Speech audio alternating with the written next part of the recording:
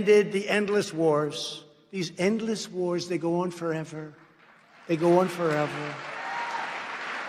I would go to Dover and I would see caskets, coffins coming in. I'd see the parents and the wives and the husbands. I would see the kids.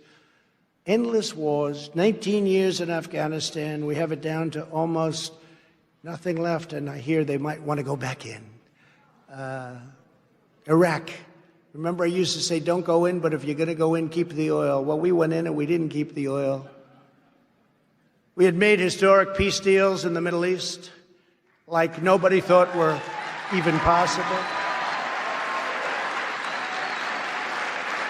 With not a drop of bloodshed.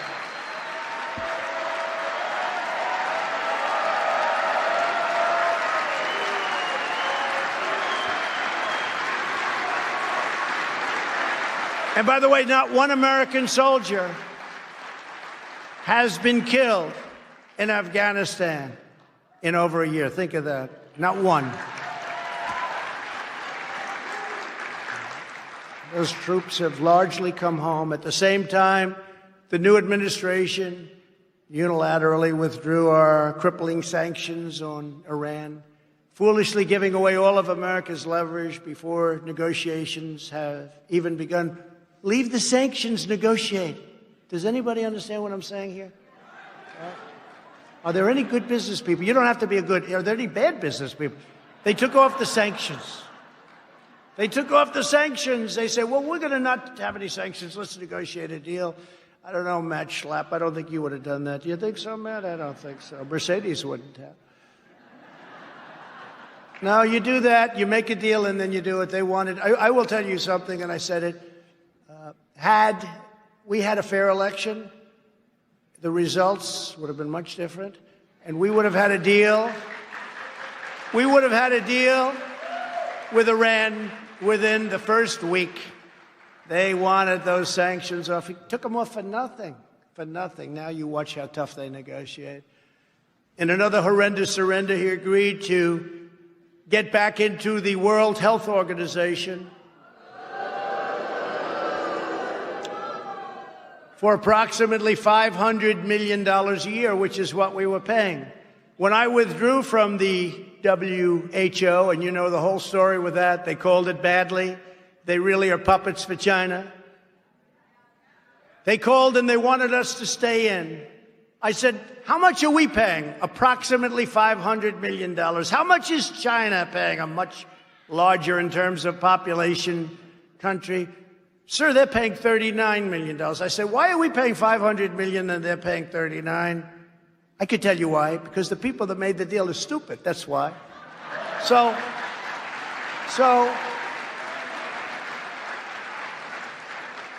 and I had no idea how popular it was. I didn't even know if I would be able to politically because people were so happy when I did get out. But I said, so we went in, we could get it for $39 million, which is what China, not $500 million, which is what we were stupidly paying. And they said, we can make a deal. We want you to go in. We can make a deal.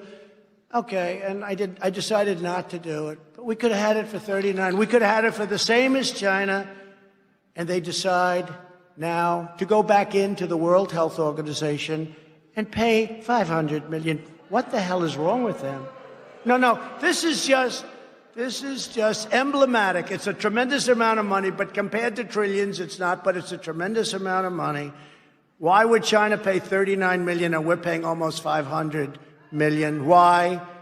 So we could have made the same deal that China had, $39 million, and they just say, we're going back in.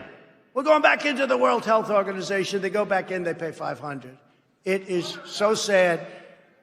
Just like the Iran and the World Health Organization, Joe Biden put the United States back into the very unfair and very costly Paris Climate Accord without negotiating a better deal.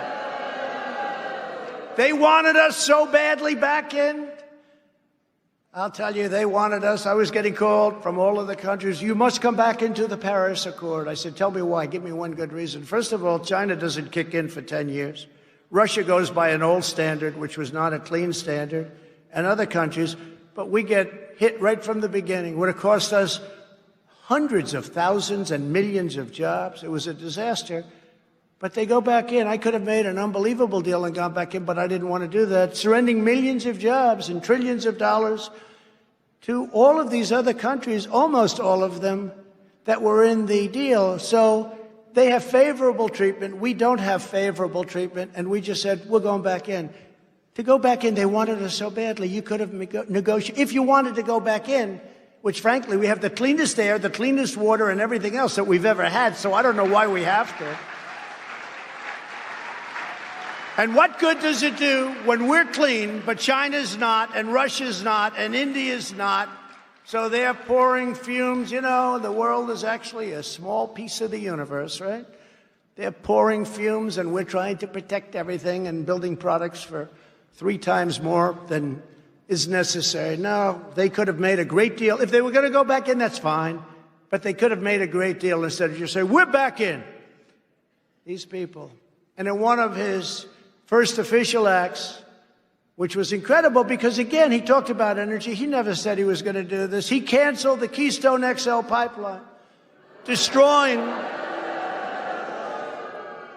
not the 8,000 or the 9,000 or the 11,000 jobs that you hear, but 42,000 great-paying jobs on just about day one, right? He never talked about that during a debate because he wouldn't have gotten away with it. Well, he would have because they cheated so much it probably wouldn't have done it. No, but that was not a topic of conversation, remember? Fracking, you can frack. Oh, we love fracking.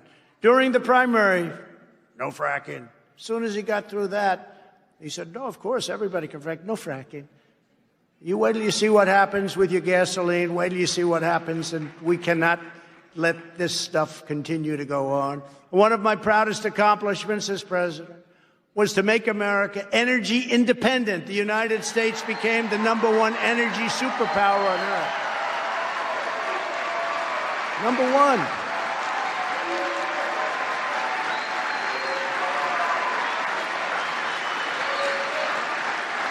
Became #1.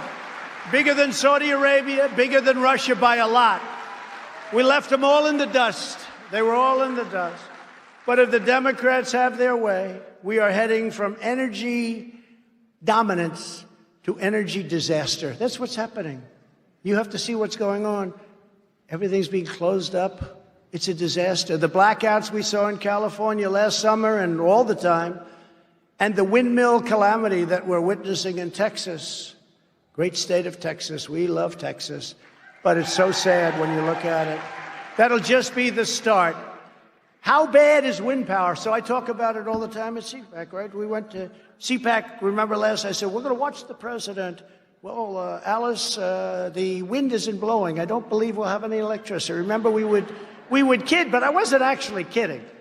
It's such an expensive form of energy. It's so bad for the environment. It kills the birds. It destroys the landscapes. And remember, these are structural columns with fans on them. They wear out, and when they wear out all over the country, you see them. Nobody takes them down. They're rotting. They're rusting. How this is environmentally good for our country, and it costs many, many times more than natural gas, which is clean. It costs many more and can fuel our great factories. Wind can't do that.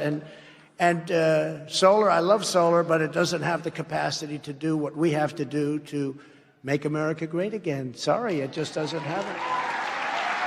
Under the radical Democrat policies, the price of gasoline has already surged 30% since the election and will go to $5, $6, $7, and even higher. So enjoy that when you go to the pump, and they'll say, that'll be about $200 to fill up your van. You'll go to this, remember they used to go to the little small vans? They got away from the big ones that everybody wanted. They went to the small ones. Well, you know what? Probably a good investment as long as these guys have their say, because, you know, it's a shame what's happening. Energy prices are going to go through the roof, and that includes your electric bills. That includes any bill having to do with energy, our biggest cost. We will now be relying on Russia and the Middle East for oil. And they talk about Russia, Russia, Russia. What's better than what this guy's done for Russia? I had oil where they were actually paying you to take it, okay? You know, that was a little, remember they were going to give you $37 a barrel, but you had to take it away. You had free oil almost for a period of time, and one way I was proud of it, but we also had to save the energy industry, and it worked out well. And I dealt with Russia and Saudi Arabia, and they cut back on production, and we got it back up. But now it's going the opposite, because now they're taking this incredible energy independence away from the people of our country, and you're going to see costs go like you have never seen them go before. It's a very sad and very stupid thing that they're doing. The Biden policies are a massive win for other oil-producing countries and a massive loss for the United States and our great citizens. Joe Biden and the Democrats are even pushing policies that would destroy women's sports. A lot of new records are being broken in women's sports. Hate to say that, ladies, but got a lot of new records. They're being shattered. You know, for years, the weightlifting, every ounce is like a big deal for many years. All of a sudden, somebody comes along and beats it by 100 pounds. Boom, boom. Now, young girls and women are incensed that they are now being forced to compete against those who are biological males. It's not good for women. It's not good for women's sports, which worked so long and so hard to get to where they are.